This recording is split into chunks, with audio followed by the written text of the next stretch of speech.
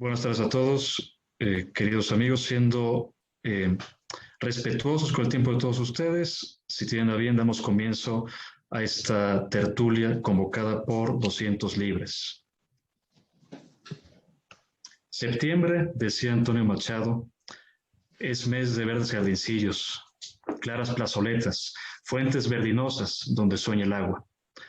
Para los mexicanos, no obstante, la serenidad que platica el poeta nos es extraña. Septiembre para nosotros no es el beso que acaricia, sino el vendaval que nos aúpa uniéndose en la apoteosis de la libertad. Para nosotros, septiembre es mes de fiesta. Sus noches son de borrachera, de mariachi, de clamoreo. Hoy nos reunimos, compañeros, para celebrar la gran fiesta de la libertad, para reflexionar sobre los 200 años de historia independiente de México y para imaginar los venideros. A nombre de 200 Libres, les doy la más cordial bienvenida. Comenzaremos esta reunión con las participaciones de Luis Benavides Elizarriturri, de Alberto Peralta y de Héctor Moreno Toscano, al término de las cuales, quien así lo desee, tendrá el uso de la palabra hasta por 3 minutos. Sin más preámbulo, cedo la palabra a don Luis Benavides Elizarriturri. Luis, gracias por estar con nosotros. Muchas gracias. Me da mucho gusto estar con todos ustedes y hacer unas breves reflexiones, pero son breves, sobre lo que estamos celebrando. Se dice que hoy es la conmemoración de la consumación de la independencia. De verdad no se ha consumado la independencia. El artículo 3º de la Constitución ahora vigente, con todas sus modificaciones muy malas las últimas, ha conservado un elemento fundamental en ese artículo 3º. La educación luchará contra la ignorancia y sus efectos. Esto es fundamental porque esta lucha es individual, pero también colectiva. Si nosotros, es la única vez que la Constitución usa la palabra luchar, contra, ¿verdad? Entonces, esa es la tarea que individual y colectivamente tenemos que realizar todos los días. Luchar contra la ignorancia, que es justamente la opresión, ¿verdad? La que nos engaña, la que nos hace creer que sabemos y no sabemos, la que nos impide abrirnos al aprendizaje. Dicho esto, quisiera referirme a algo para que los poblanos quizás nos hemos olvidado. La primera persona que firmó el Acta de Independencia fue don Antonio Joaquín Pérez Martínez, que era el obispo de Puebla de Los Ángeles. Fue él quien pidió, cuando llegó Iturbide a Puebla, que se cantara en catedral el Te Deum. Y el Te Deum pues, tiene un significado muy especial. Él había participado activamente en la elaboración de la Constitución de Cádiz. Es más, él presidió un tiempo la elaboración de estas leyes. Habiendo sido él convocado como canónigo para participar en las leyes de Cádiz, como canónigo, digo, él estaba encargado de la vigilancia de la fe. Y entonces esa vigilancia por la fe pues tenía sus juicios. Y al ser convocado en las primeras asambleas en las que participó, pidió que esto se quitara no nada más de la Constitución, sino también de la práctica eclesial. Fue muy leal al rey y al rey de España. Él había nacido en Puebla. y llega a ser el obispo de Puebla y favoreció mucho los seminarios, el aprendizaje de la teología moral, etc. Pero cuando tuvo oportunidad, los jesuitas que habían sido expulsados de Puebla en 1776 y que le había dejado con dolor, cuando tuvo poder, los retrae nuevamente en 1919, aunque al año siguiente se ve obligado otra vez a expulsarlos. Con el plan de Ayala, él estuvo de acuerdo y de alguna forma se unió a Iturbide, que todavía luchaba por defender al rey de España. De todas maneras, cuando ya se declara la independencia, no se firmó el día 21 de septiembre, ¿verdad? Se firmó días después, pero la primera firma que aparece ahí es justamente de este obispo, Antonio Joaquín Pérez Martínez, que quizás sería interesante ahondar más en su trayectoria. Otro aspecto que quiero tratar también lo más rápidamente que quiera es que el 16 de septiembre de 1910, el territorio de México, que se llamó entonces la Liberación de las Américas o de la América, corría con casi 9 millones de kilómetros cuadrados. Cuando se firma el Acta de la Independencia, ya se había vendido la Florida. El rey Felipe VII la había vendido por $5 millones a Estados Unidos, dólares que nunca pagó. Y se quedó con ese territorio que de alguna manera pues, pertenecía también a la Nueva España y por tanto en la liberación era toda la Nueva España, que abarcaba prácticamente desde arriba del lago Salada, Salt Lake, hasta Costa Rica, la actual Costa Rica, y parte de las costas de Venezuela, más las Antillas. Bueno, quiero hacer una pequeña comparación con el tamaño de las 13 colonias de Estados Unidos que se habían liberado y que tenían solamente alrededor de 1.500.000 kilómetros cuadrados. La población en la Nueva España en 1910 era de 6,5 millones. 1.800.000 blancos, criollos 1.500.000, negros 20,000, indígenas 2.500.000. La capitanía de Guatemala, que también pertenece y por eso celebran el 15 de septiembre también sus fiestas, 15 y 16,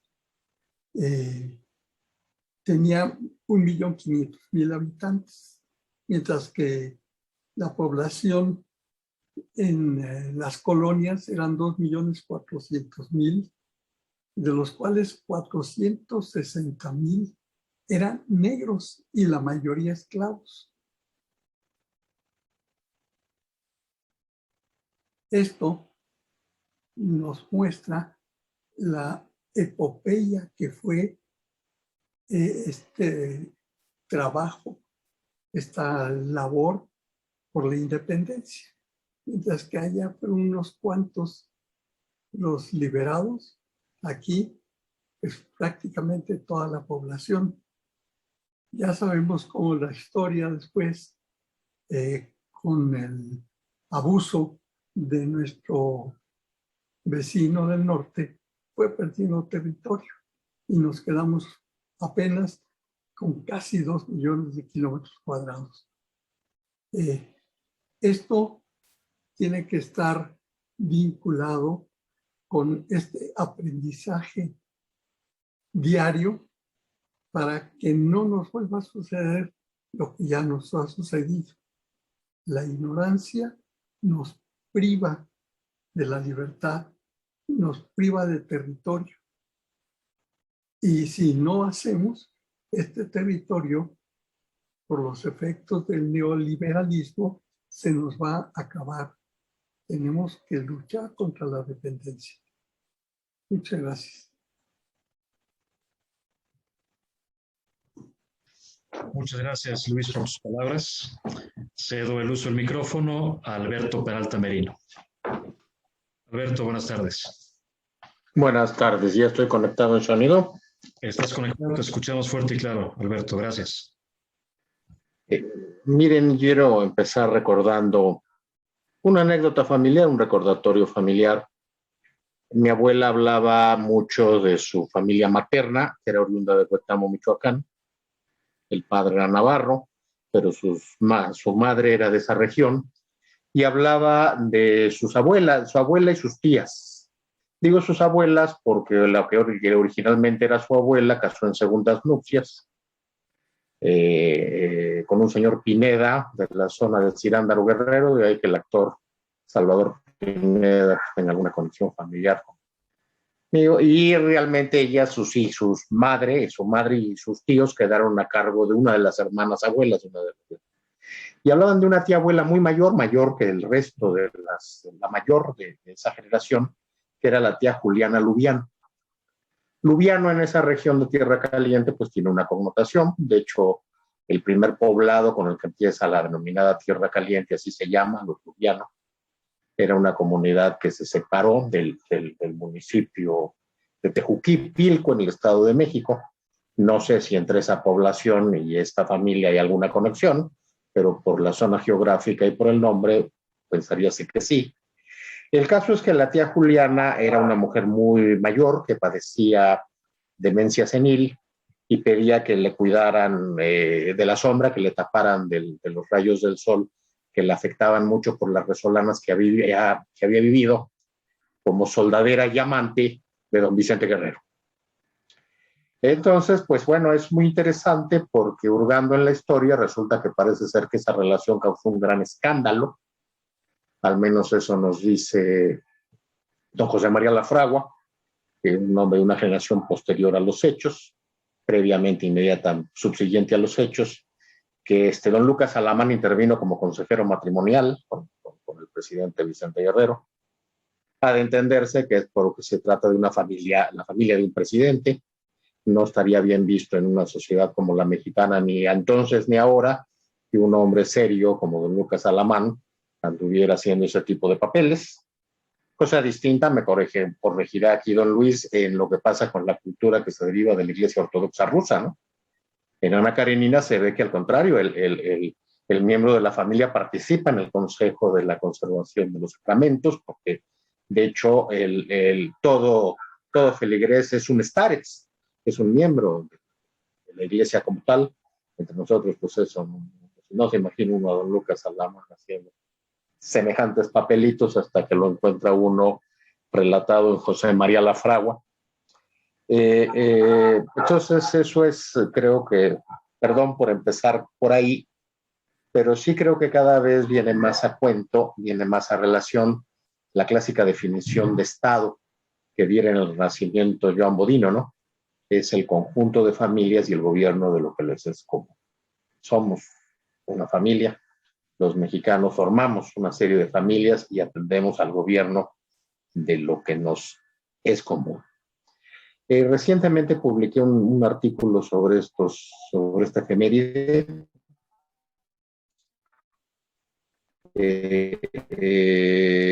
Sobre el primer centenario, recordando el primer centenario. Me llama la atención que en las conferencias organizadas por la Fundación Carlos Slim, Carlos Martínez Azada haya ignorado por completo la existencia de este libro que fue clave hace 100 años. Me refiero a La vida literaria en México, La vida literaria en México de Luis G. Urbina. Él se refirió, ignoró su existencia, cosa que me llamó la atención. Yo se le pregunté de manera expresa y me dijo, no sé a qué te refieras. Yo recuerdo el memorial oficial auspiciado por José Vasconcelos, que estuvo a cargo de Genaro García. Sí, don Genaro García, célebre entre nosotros en Puebla, porque es el hombre que hace la biografía de Juan de Palafox y Mendoza, ¿no? Es el hombre que hace el trabajo historiográfico correspondiente a Juan de Palafox y Mendoza. En mi artículo sí mencionaba yo a Lucio Ruiz. Este libro, que se publicó con motivo del centenario hace 100 años, pues es clave para entender la vida literaria en México, o sea, la vida pública de México, desde un momento y una situación clave en nuestra historia, que son la famosa Academia de Letrán. Menciono en ese artículo, con una pifia de mi parte, a un libro de Francisco Bulnes muy interesante que se llama Hidalgo e Iturbide. Y es una pifia porque el libro de Bulnes no data del centenario de 1921, sino del centenario de 1910. Pero el caso es que, bueno, finalmente, al hablar de Iturbide, pues viene a cuento con esta efeméride que estamos viviendo en estos momentos. Hace 100 años hubo actos muy importantes. Se acaba de llevar a cabo precisamente una ceremonia especial en la estatua que está sobre la Avenida Juárez, que casi nadie recuerda ni tiene en cuenta que el escultor es Jesús Contreras. Pasamos como si fuera cualquier lugar desapercibido, y realmente es una escultura que es una de las grandes joyas de la escultórica mexicana. Que yo recuerde, se sabía mucho y se destacaba mucho la existencia de un busto de Jesús Contreras en el Museo Bello. No sé si todavía esté o haya sido sustraído, eso no lo sé. No he vuelto a visitar el Museo Bello, así que no sé qué haya pasado con ese busto, pero nunca oí mencionar hasta hace muy poco, sobre mi madre, que se enteraba de cosas muy peculiares, que el autor de la estatua de los héroes de la independencia era de Jesús Contreras. He oído, eso lo estoy hablando por mera referencia, yo no soy un especialista, no tengo la consistencia técnica para sostenerlo, pero se sabe que la pintura de composición es muy compleja. De ahí La noche de ronda de Rembrandt, ¿no? La fotografía de composición, ya sea estática o cinematográfica, como se ve en el Evangelio según San Mateo de Pier Paolo Pasolini. Bueno, yo supongo, por razones de sentido común, no es porque yo sepa, pero si alguien sabe me podrá corregir, pues que la escultura de composición es mucho más compleja. Así que la escultura que tenemos aquí en la Avenida Juárez, pues debería ser motivo de mucho mayor reflexión, estudio, conmemoración. En lo que se vivió hace 100 años, la reflexión profunda que se tuvo hace 100 años, parece que no está presente hoy. Hoy no hay obras del nivel de Genaro García o de Luis G. Urbina. Hoy no hay esa profundidad de calado que hubo hace 100 años.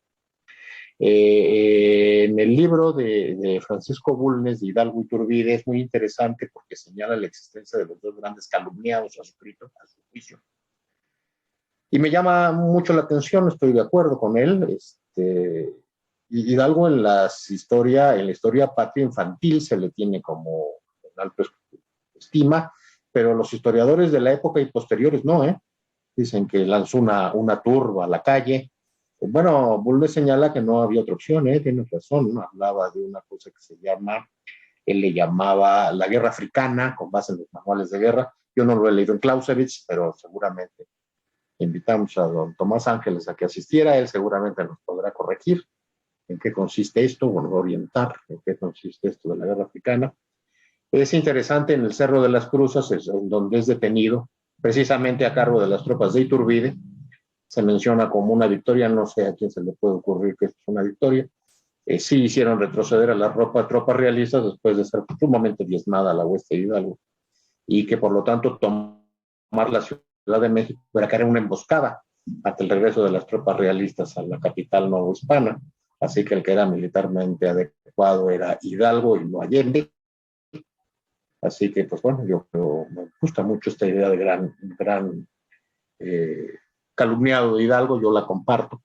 El único que habla bien de Hidalgo y de Iturbide, curiosamente, es el que basa nuestra historia infantil, todas nuestras escuelas primarias desde siempre, y que es Carlos María de Bustamante, que curiosamente, según Bulnes, es la única versión que soporta un análisis crítico sólido, lo que son las cosas, por aquello decir eso que nos enseñan en la escuela, bueno, no siempre es lo equivocado, lo que nos enseñan en la escuela.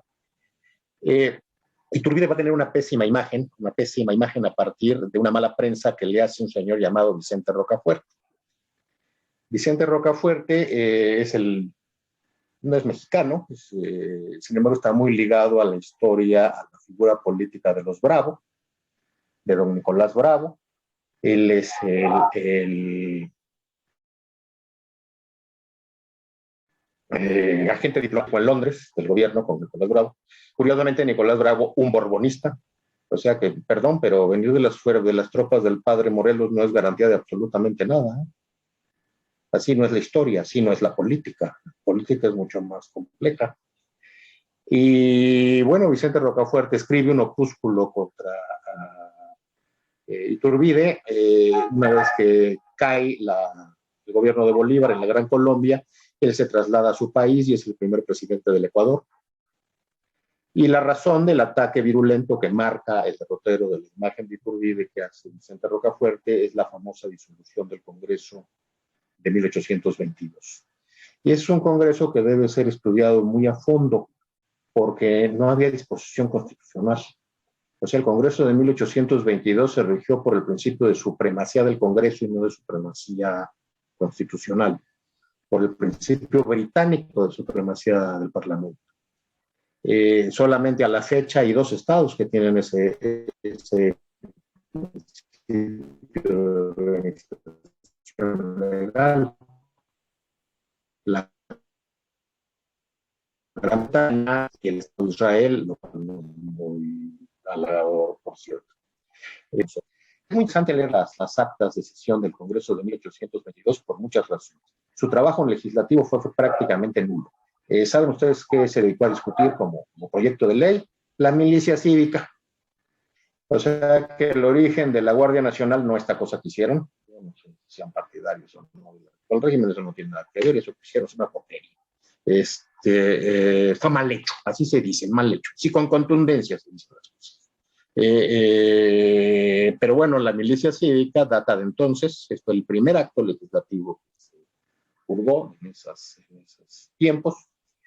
Y otra cosa muy interesante que va a dar pie al gran debate en torno al cual ha quedado la figura y la imagen de Iturbide de manera muy torpe, vista con criterio de nuestros días, no con el criterio de la época, es la secularización, porque una cosa que va a discutir a fondo es la excomunión de Fernández de Lizardi, de José Joaquín Fernández de Lizardi.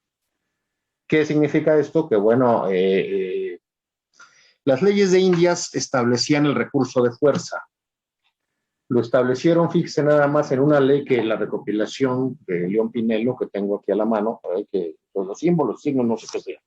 Hay que decir qué dicen las cosas. León Pinelo, le voy a decir en qué época, establece que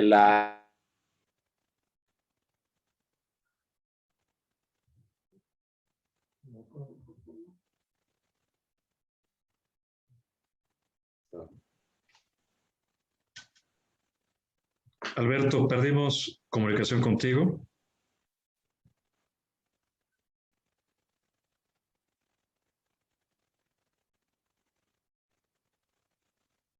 ¿Nos escuchas, Alberto? Se congeló tu imagen.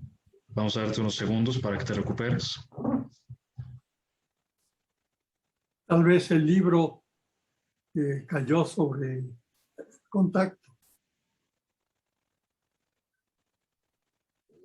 Aparentemente eso fue lo que sucedió porque perdimos brevemente la comunicación. Alberto, ya estoy. te tenemos de vuelta. Sí, miren, el Real Patronato dice aquí en 1574, don Felipe II, la recopilación de León Pinelo de 1580, que no es crónica, ¿eh? Ahí se dijo por ahí de los años 80 y 90 que lo que importaba era la crónica, no sé quién dijo eso. Y no sé por qué se sigue diciendo. Es falso. Pero bueno, este no es un libro de crónica, es uno de los libros fundamentales de la historia colonial mexicana. El Real Patronato, dice en 1574 en San Lorenzo, Felipe II, es intransferible.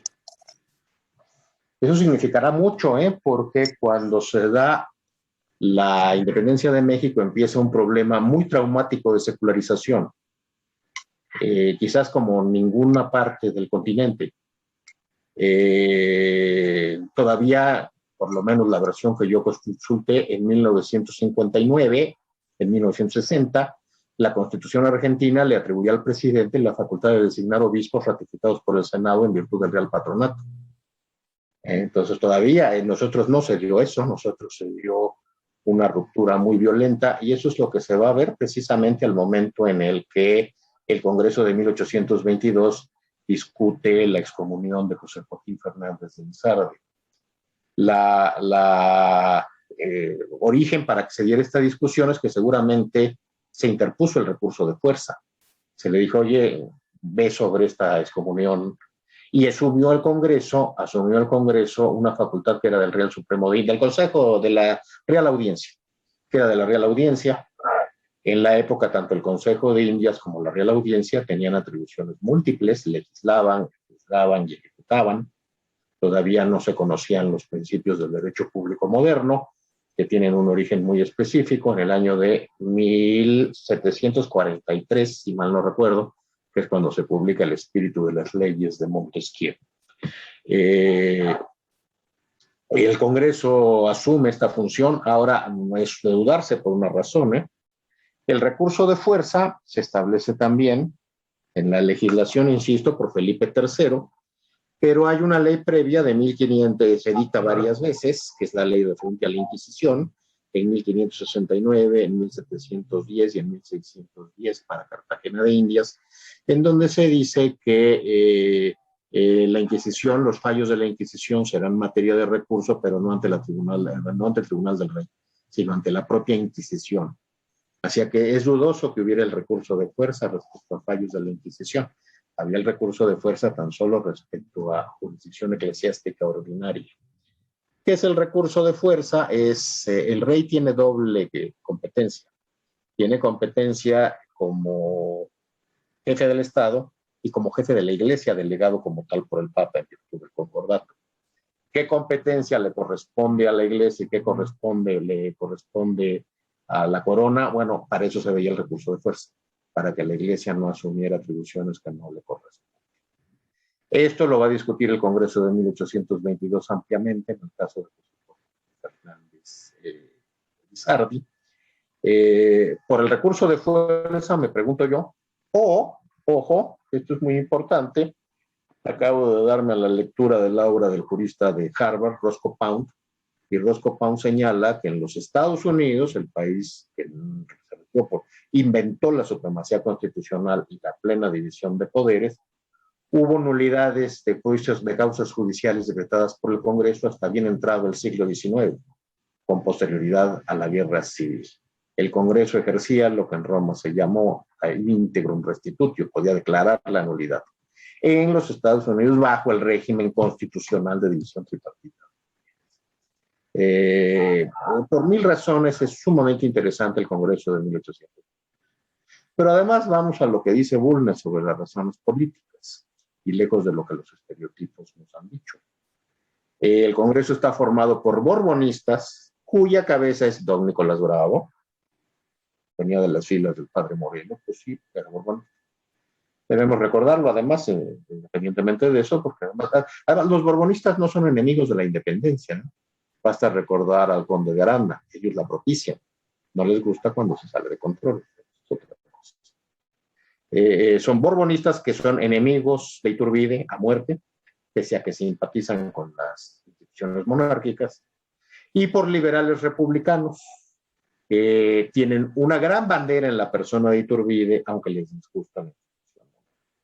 En medio de eso, no sé si, por cierto, no sé si se sepa, hay que recordarlo, que quien entroniza el carácter de emperador para Iturbide, quien lo propone en tribuna del Congreso, es Valentín Gómez Farías, el padre de la reforma liberal y de la secularización del Estado. En medio de esta composición tan aguerrada del Congreso, hay que recordar que Fernando VII se negó a reconocer la independencia de México y desconoció lo acordado en los tratados de Córdoba, de suerte en manera tal que la independencia de México no va a quedar reconocida sino hasta 1837, 2 o 3 años después de la muerte de Fernando VII. Hay que recordar además que Fernando VII tuvo el pleno respaldo del Congreso de Viena, es este orden conservador instituido en Europa tras la derrota napoleónica, del que tanto se lamentan Stanley, el mismo Víctor Hugo. No estoy muy seguro de que un triunfo napoleónico hubiera propiciado un orden más liberal, por cierto, pero bueno, eso no lo sabremos.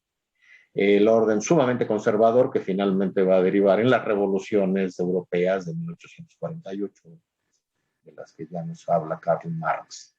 Entonces, ante esta situación endeble, las instituciones en México van a quedar muy en entredicho.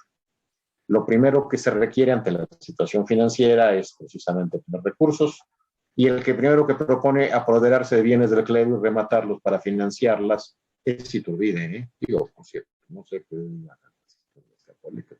O viceversa, los que lo tienen como el gran villano, pero lo cierto es que el primero que propuso esto fue Iturbide. En contra de esto, propician los borbonistas la deuda con la casa Goldfish y Barclay, que negocia precisamente el primer presidente de Ecuador, Antonio Vicente Rocafuerte. Tenemos ahí una situación muy compleja que vale la pena estudiar a fondo, porque esta historia muy dramática de la secularización, como la vivimos en México, marcó para siempre la historia de nuestros días, incluso en una etapa actual tan alejada de todo signo religioso, tan secularizada, no por ampliación de la conciencia liberal, sino por indiferencia cultural, lo cual me parece muy grave. Lejos de gustarme esa secularización, no me hace gracia, pero es la secularización que hoy tenemos, y que pese a eso, pues tenemos esa carga que se vivió hasta muy entrados los años 70 y 80 del siglo que acaba de pasar.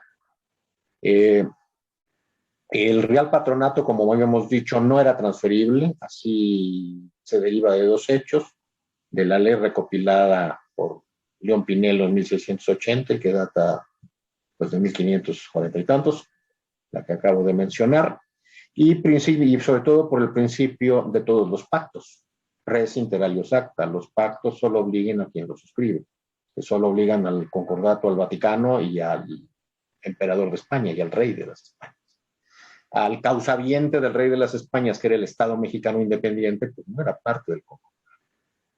La Iglesia en ese momento, o el Partido Conservador, o lo que después fue el Partido Conservador, propuso, impugnó, tomó como bandera que la Iglesia ahora era libre, que por lo tanto no estaba sujeta a ningún control. Curiosamente, los liberales querían volver al regalismo que venía de la corona española. O sea, nuestros conservadores proponían lo que proponían los liberales en Europa. Fuesen dos órdenes totalmente distintos. La intensa historia del curialismo y el regalismo, creo que nadie le explica mejor que Chateaubriand en las historias de ultratumba. Son el origen de la política, si recordamos la formación de güelfos y gibelinos allá en la época de Dante Alighieri, y nos permitirá comprender muchas cosas. No para sorpresa de pocos, pues el curialismo era el Partido Popular, o sea, lo que llamamos la izquierda era el curialismo, o sea, las órdenes monásticas eran partidarias de la supremacía del Papa. La gran expulsión de los jesuitas constituyó una agresión al curialismo. El curialismo nutre los caudillos de la independencia.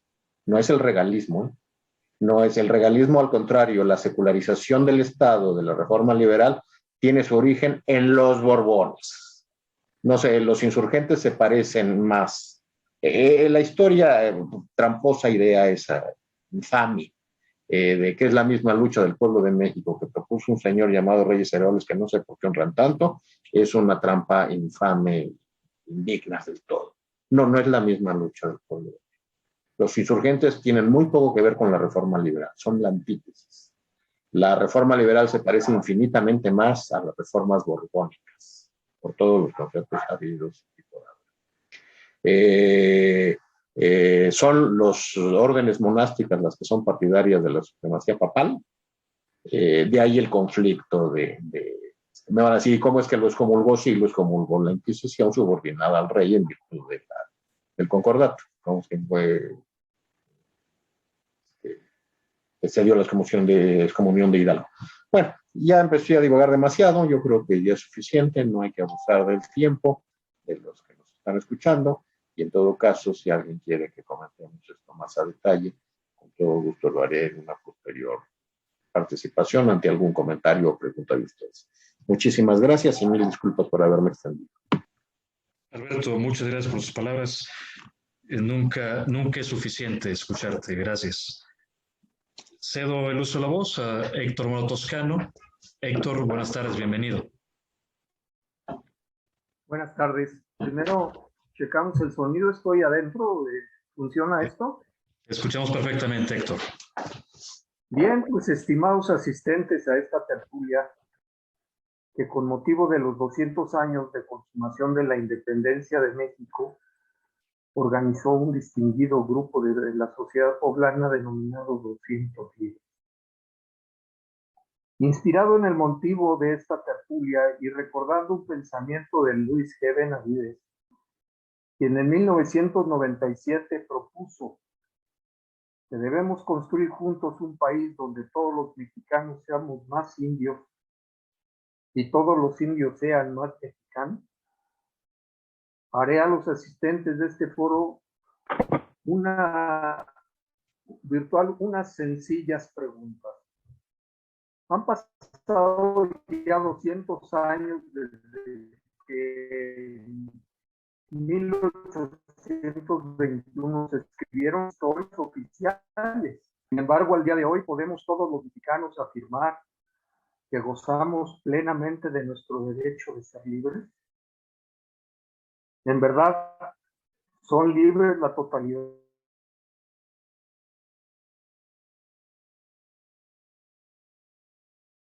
Durante esta plática me voy a restringir únicamente al estado de Puebla. De entonces hasta hoy, pasando por los anhelos independientes. ¿Creen ustedes que los otomís, totonacos, tepenahuas, nahuas y popolocas participan del mismo sentimiento de libertad que se presume en discursos, disertaciones, escritos, ensayos y fiestas de civismo? Ahora, en este momento los desilusionaré, o más bien les hablaré sincera y claramente.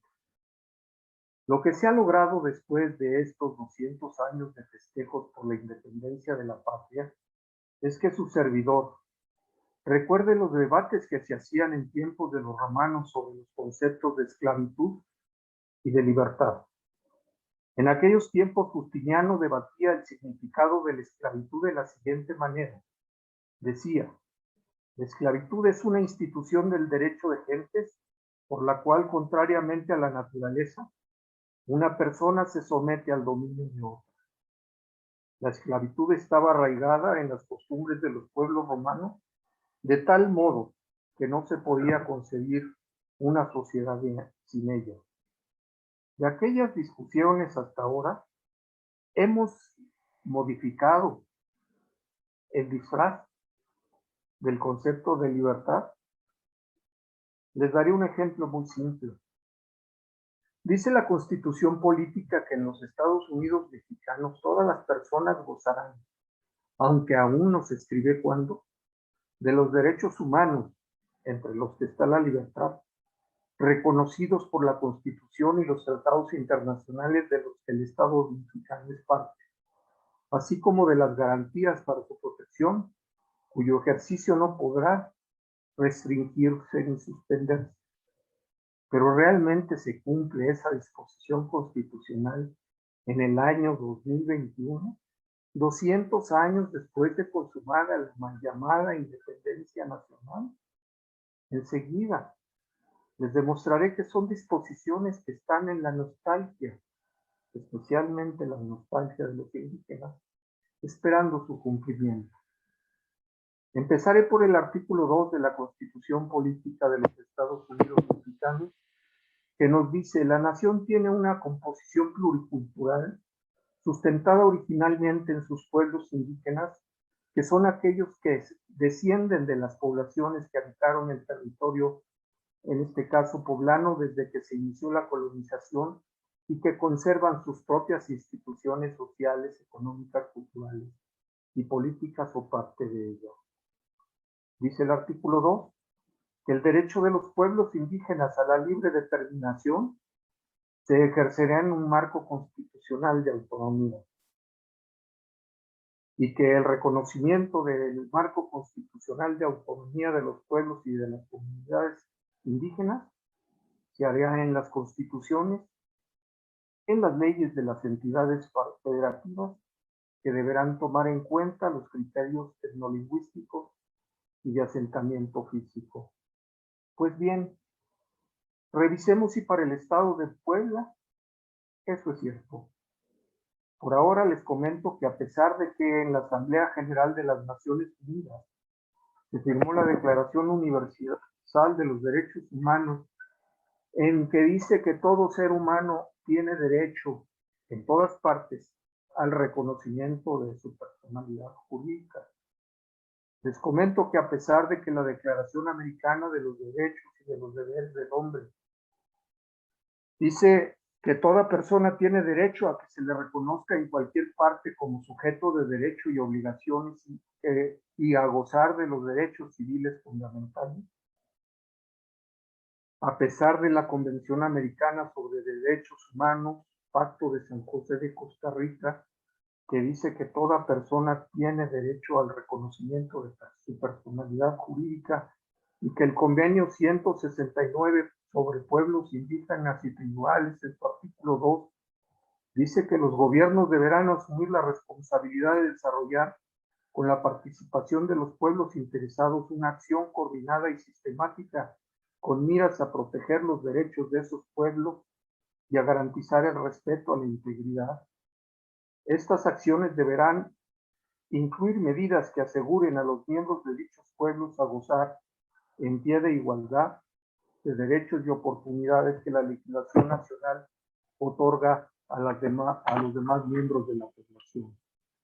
Pues bien, les comento que siguen sin atenderse esos ordenamientos del Pacto Fundamental y de los tratados internacionales en diversas entidades de la República Mexicana, en muchos de los estados, como es el caso del Estado de Puebla, en el que, mediante su ley, la Ley Local de Derechos, Cultura y Desarrollo de los Pueblos y Comunidades Indígenas del Estado de Puebla, promulgada en 2011, a estas comunidades y pueblos indígenas se les niega tener la autonomía y la personalidad jurídica de sus comunidades.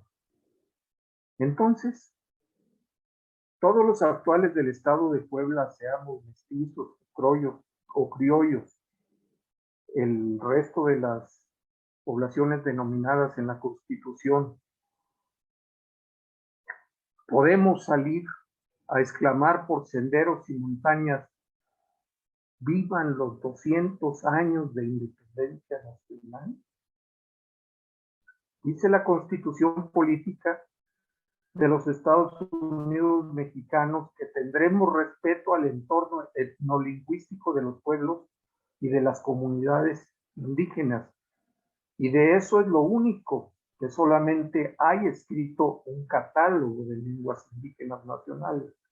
Si uno de los derechos reconocidos por el apartado A del artículo 2 para esos pueblos originales o comunidades indígenas es su libre determinación y su autonomía para preservar y enriquecer lenguas originarias, así como todos los elementos que integran su cultura e identidad al sistema de justicia del Estado mexicano, que en todos los juicios y procedimientos en que sea parte uno o más individuos, integrante o integrantes de algún pueblo originario o de alguna comunidad indígena, deben tener garantizado el acceso pleno a la jurisdicción del Estado, y para tal fin se deben tomar en cuenta las costumbres y especificaciones culturales de dichos pueblos, considerando el derecho a ser asistidos por intérpretes o defensores que tengan conocimientos de su lenguaje.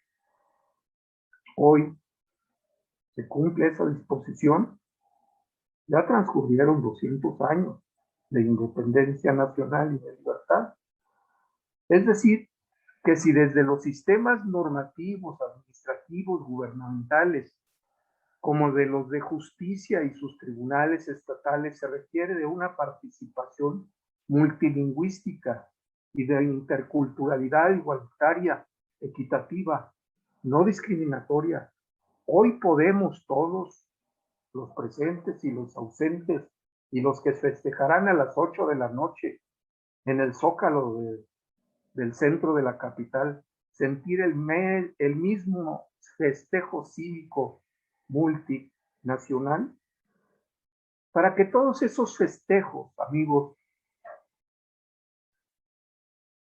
para que todos esos festejos puedan realizarse y sentirse perfectamente, nos hace falta desarrollar la enseñanza de los lenguajes y dialectos originales para contribuir a una justa comunicación multinacional y de impartición de la justicia en el Estado de Puebla.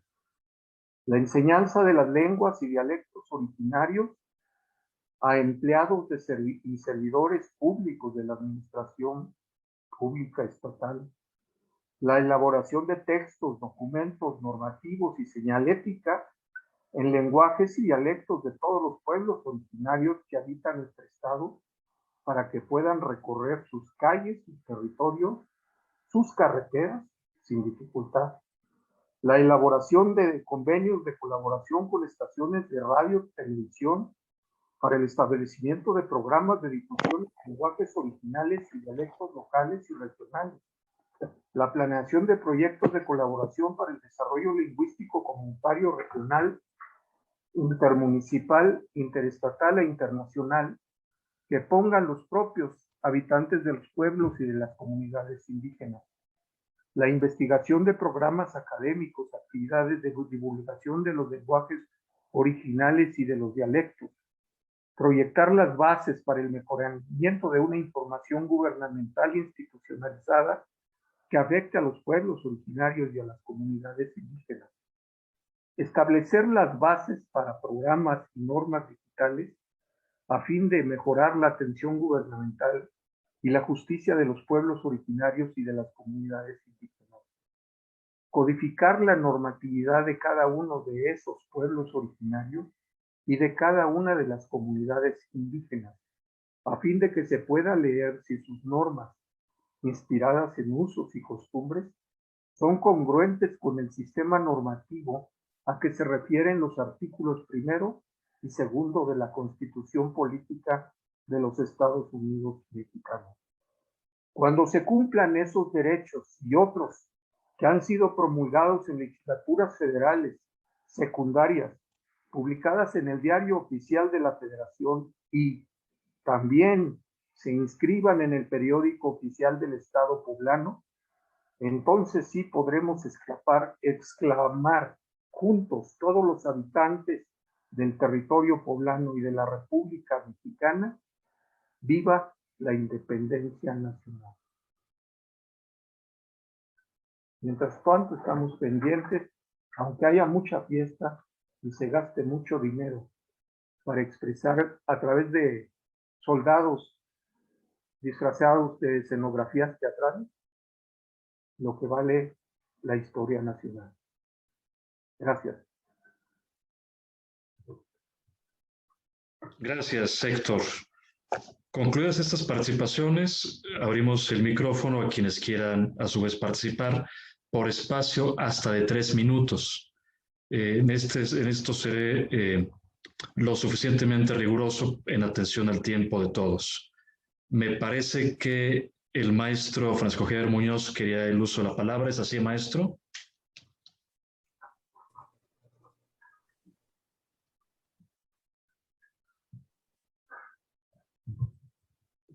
Maestro Francisco Javier, ahí está. Hasta por 3 minutos, Francisco Javier, por favor. Bienvenido, muchas gracias. Bueno, yo no había pedido la palabra, te lo comenté, pero me da gusto que me la den. Y me da gusto estar aquí con ustedes. Yo creo que de lo que se dijo hay que hacer algunas reflexiones de carácter global. ¿Qué somos los mexicanos? ¿Qué es la independencia nacional? Al final de cuentas, somos producto de una serie de etnias y grupos que formaron España. Godos, visigodos, ostrogodos, celtas, cartagineses. Y los vascos no saben ni de dónde vinieron. Y de aquí, náhuatl, popolocas, mixtecos, zapotecas, mayas. Somos un país multicultural y pluriétnico. Y la convocatoria, en primer lugar, la gran convocatoria de Hidalgo de abolir la esclavitud sigue siendo una aspiración y una necesidad histórica para el futuro. El gran planteamiento de Morelos de los sentimientos a la nación sigue siendo una convocatoria histórica y un compromiso para todos nosotros. El pacto político de los vencedores con el Tratado de Córdoba, sin que hubiera existido un Juan O'Donoghue liberal que aceptó la posibilidad de pactar y la idea de un Estado realista está por construirse. Yo creo que ese es el gran tema.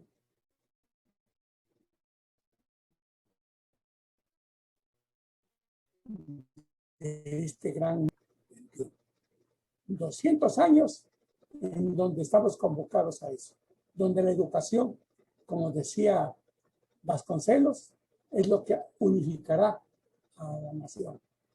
Las leyes pueden no corresponder a la realidad y nacen las leyes por modelos, por arquetipos que fueron dados en realidades distintas, pero no en la realidad que se requiere para esta nación.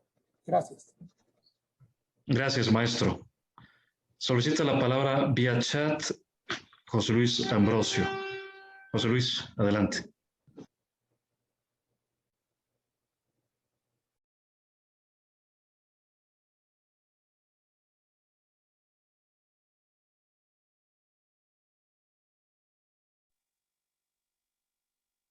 Tiene el teléfono apagado, me parece.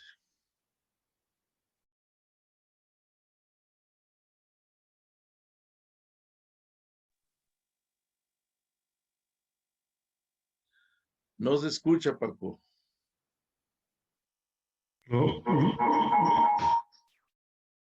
Lo solucionamos inmediatamente.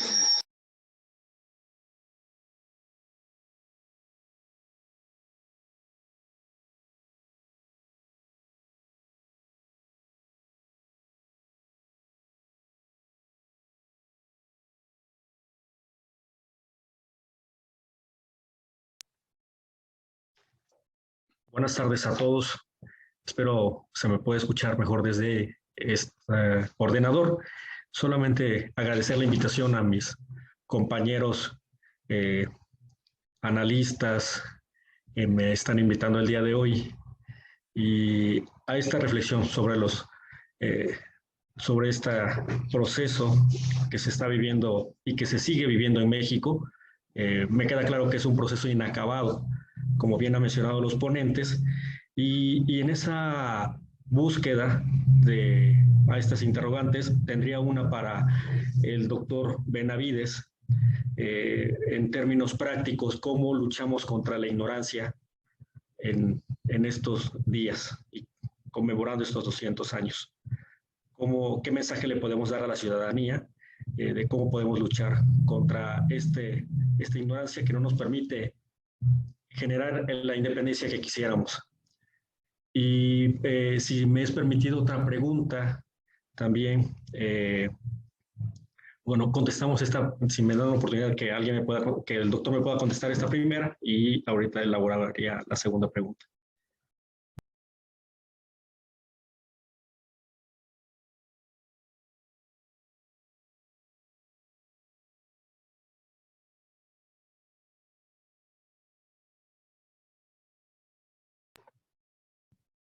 El micrófono, doctor. Doctor Luis.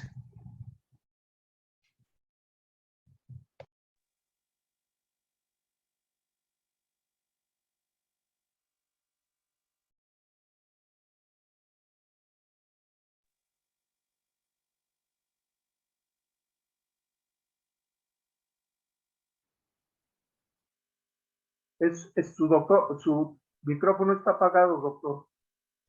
Doctor Luis Benavides, me parece que tiene apagado su micrófono. Sí, hay que activarlo.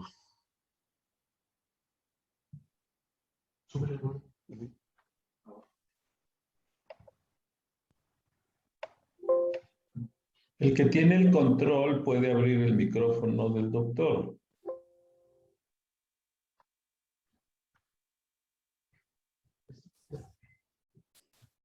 Ahora sí, doctor Luis, parece que ¿Se sí. escucha? Sí, adelante, doctor, por favor. Si está No podía yo activar. Muchas gracias.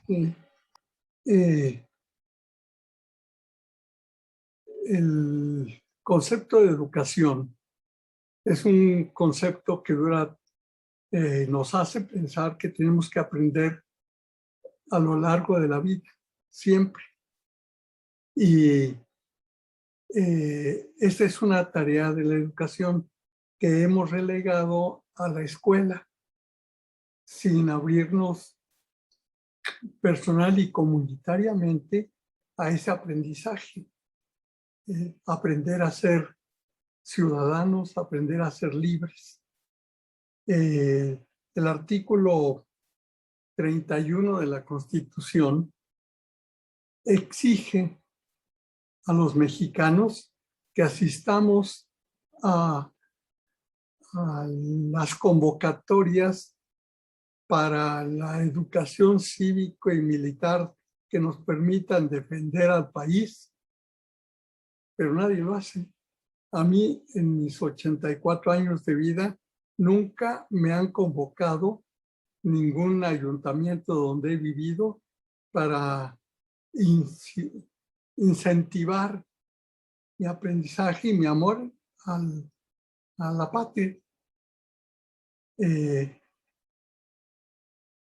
Esto yo creo que es justamente lo que deberíamos poder exigir, que desde los municipios, que es el gobierno más cercano, seamos permanentemente convocados.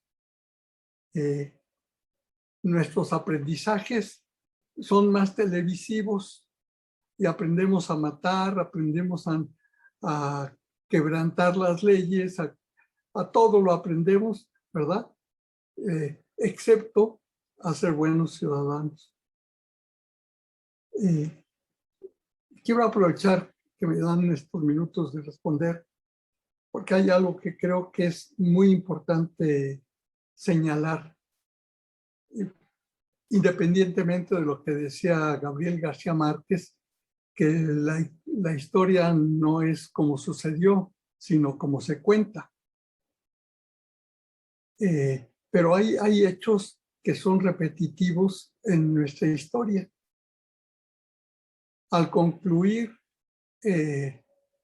al declarar Iturbide la independencia, llama a formar parte de su gobierno a puros criollos que antes habían sido realistas. Entonces son los realistas los que toman el poder y los que efectivamente habían luchado, se habían esforzado por la independencia, no son tomados en cuenta. tomo esta ocasión para decir qué es lo que nos está pasando ahora en esta cuarta transformación. Repetir lo mismo, una cuarta transformación en la que los que no habían participado para nada en Morena, sino al contrario la habían atacado, ¿verdad? Se montan al gobierno y quieren olvidarse de quienes efectivamente trabajaron en Morena.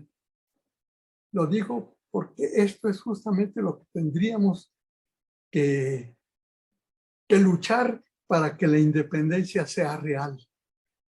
Los realistas, ¿verdad?, siguen siendo los conservadores y seguirán siendo, queriendo apoderarse del poder si los dejamos, y los hemos dejado. Aprendizaje que teníamos que realizar todos los días.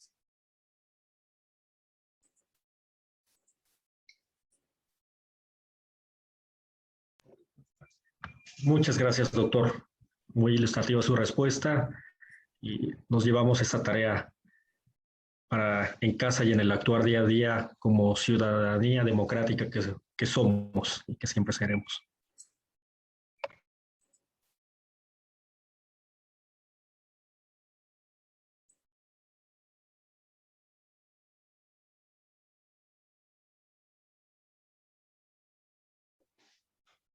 Gracias, Luis. Gracias, José Luis, por tu participación. Solicita la palabra Francisco Villalón. Francisco, te escuchamos. Bienvenido.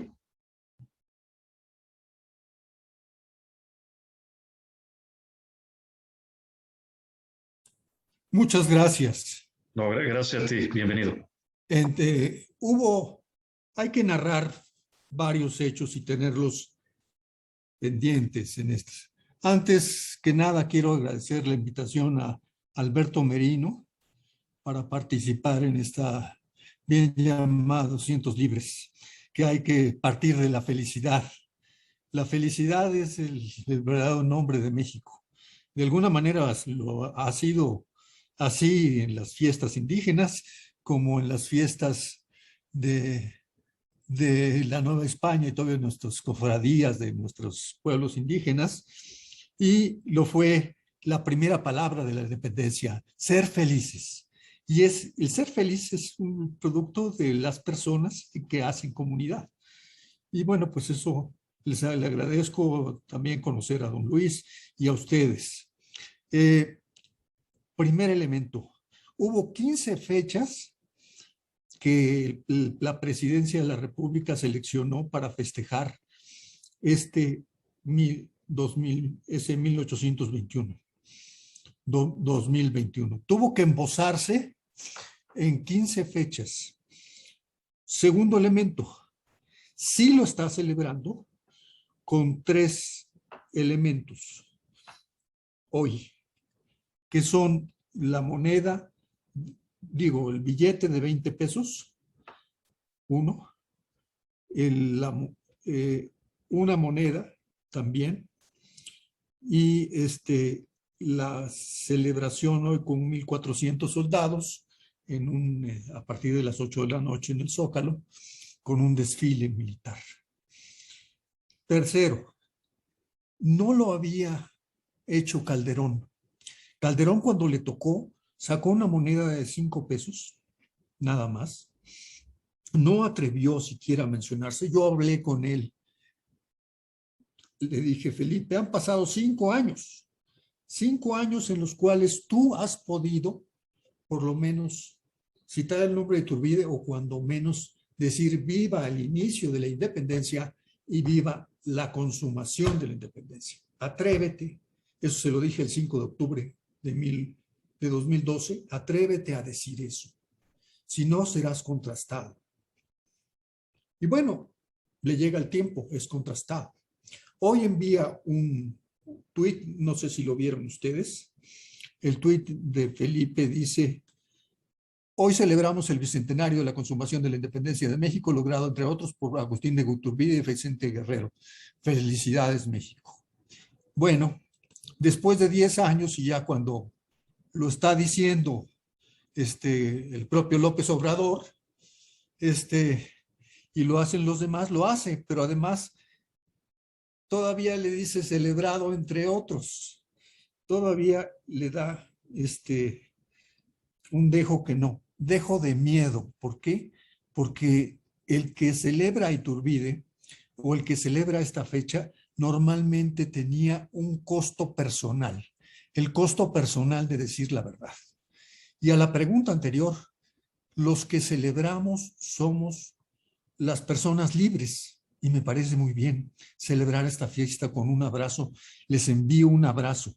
La pregunta es, sí se celebró como fiesta el 24 de agosto, pero no se celebró como fiesta el 2 o el 5 de agosto, que es la fiesta de Puebla, de la independencia de Puebla, que fue tan importante como la de México. Porque los eventos de Puebla fueron impresionantes. Y yo creo que el asunto es que se puedan rescatar nacionalmente, porque la independencia de Puebla fue básica para la consumación pacífica del país. Sin Puebla no se hubiera habido consumación pacífica de la independencia. Y por último, me parece importante que la palabra de consumación de la independencia se refiere a los tratados de Córdoba, que es de ahí cuando se consume la independencia. Antes de la independencia, del 27 de septiembre, no había independencia. No la hubo en 1810, no la hubo con la consumación, con el acta, con la Declaración de Independencia de 1813.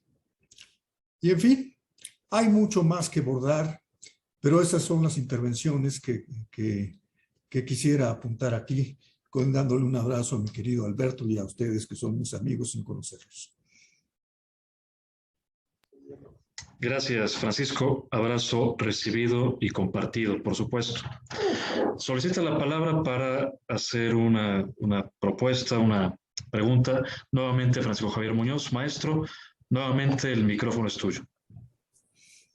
Es una propuesta derivada de la última intervención del doctor. Él siempre ha planteado, el doctor Benavides, él siempre ha planteado que hay que traer el futuro al presente y construir el futuro hoy.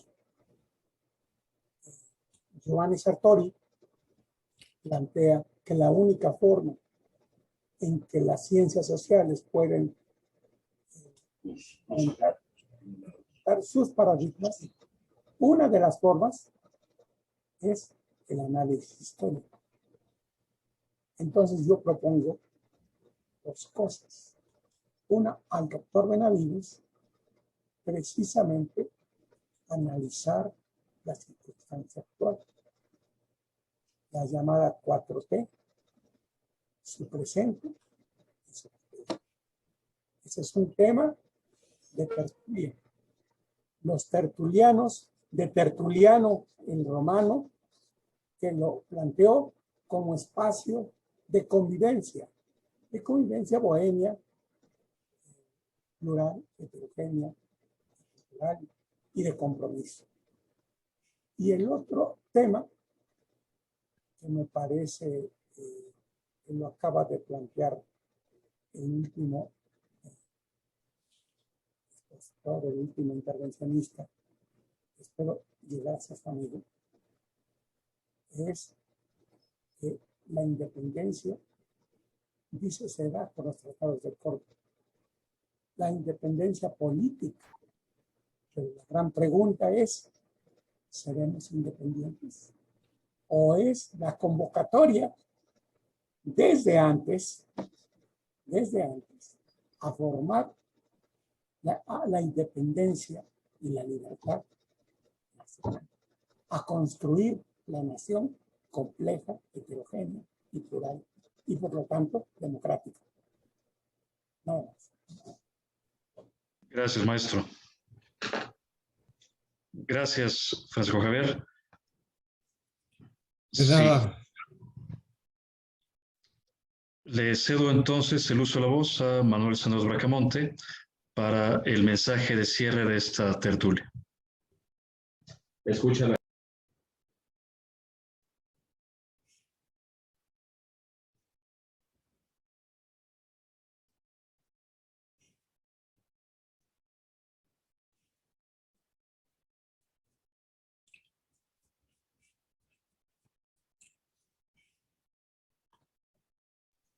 No se escucha, Paco.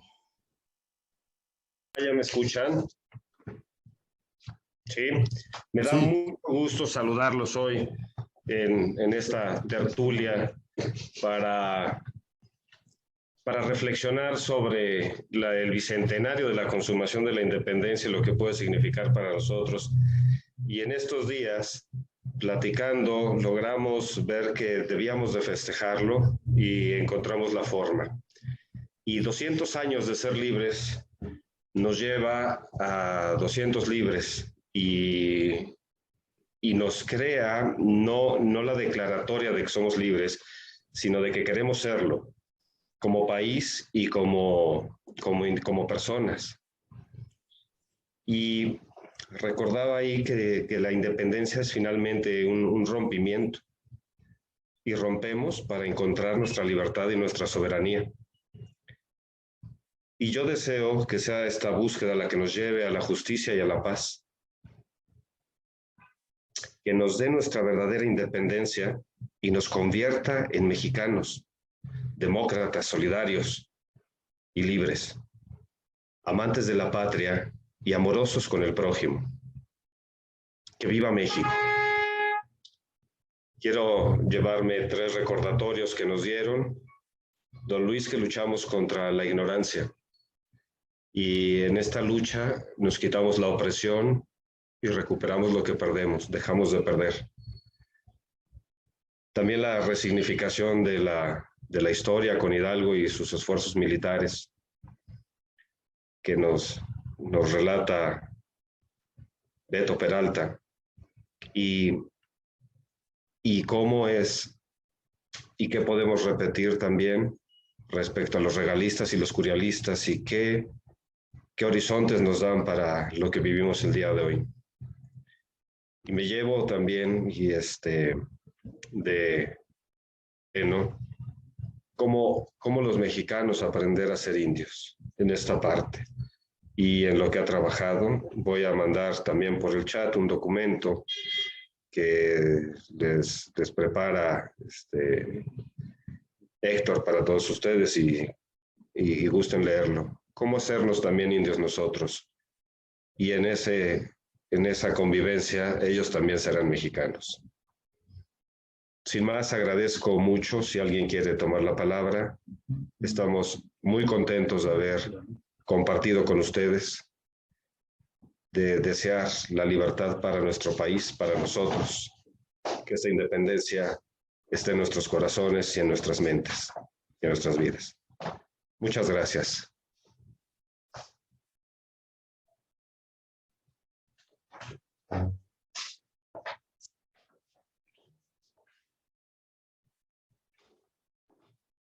Gracias, Manolo. Agradecer de nuestra parte a Luis Benavides, Alberto Peralta, Héctor Manuel Toscano y a todos ustedes, José Luis, maestro Francisco Javier, a todos quienes nos acompañaron. Les enviamos un abrazo muy caluroso por esta celebración de los 200 años de nuestra independencia. Que pasen todos una buena tarde. Gracias por la invitación.